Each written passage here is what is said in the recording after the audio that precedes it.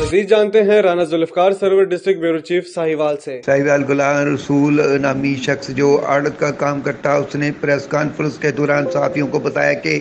چند ماہ قبل شادمان ٹاؤن ساہیوال کی رہائشی انیل عمران نے اس کے بیٹے کو اپنے جال میں پھنسا لیا اور اس دوران اس نے 33 لاکھ روپے مالیت کی قیمتی اشیاء جن میں طلائی زیورات، نقدی، موبائل فون شامل ہیں چوری کروائے، اور اس مال کو ہڑپ کرنے کے لیے اس نے اپنے دیگر ساتھیوں کے ہمراہ میرے بیٹے کو اغوا کروا کے نامعلوم مقام پر منتقل کر دیا ہے۔ انہوں نے مزید بتایا کہ یہ ایک نوسر بازوں کا بہت بڑا گروہ ہے جو سادہ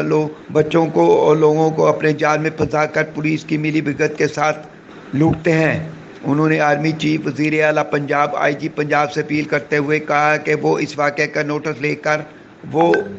اس کے اغوا شدہ بیٹے کو برآمد کروائیں اور تمام ملزمان کو گرفتار کیا جائے۔ رانا ذوالفقار سرور ڈسٹرکٹ بیورو چیف ساہیوال۔ میرا بیٹا ورگلاب فصلات انیلا وغیرہ نے بلیک میل کرتے آپ 8-10 دن پہلے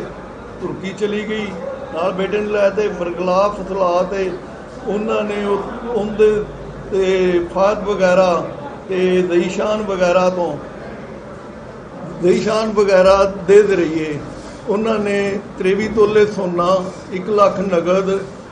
موبائل، موٹر سائیکل وغیرہ چوری کروا تے بلیک میل کرتے ہتھیار اغوا کر لیا ہے، جن دے متعلق میں پریں پنچایت طور تے ذیشان وغیرہ، فاد وغیرہ، اویس جٹ وغیرہ تمام ملزمان دے پریں پنچایت بندہ وہ واہی کرتے رہے، آ رہا ہے اب جایا ہے ٹال مٹول کردیا کس لیے انہوں نے جواب دیتا، اس لیے میں پولیس نال رجوع کیتا۔ سامر رحمان کے ساتھ گلوبل آئی ٹیم تلنگانہ۔